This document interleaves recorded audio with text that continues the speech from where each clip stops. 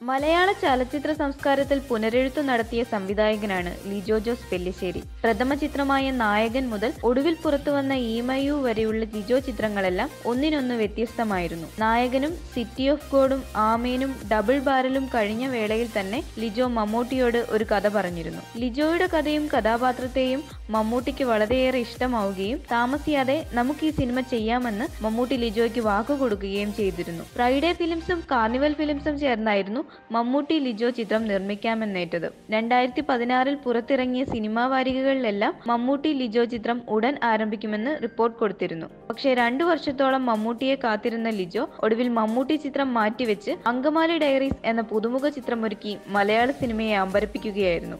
എന്നാൽ ലിജോ ജോസ് പെല്ലിശ്ശേരിയുടെ ചിത്രം മമ്മൂട്ടി ഉപേക്ഷിച്ചിട്ടില്ല എന്നാണ് മമ്മൂട്ടി ക്യാമ്പിൽ നിന്നും ലഭിക്കുന്ന സൂചന. വമ്പൻ ചിത്രങ്ങളുടെ ഒരു നീണ്ട നിര തന്നെ മമ്മൂട്ടിയെ കാത്തിരിക്കുന്നുണ്ട്.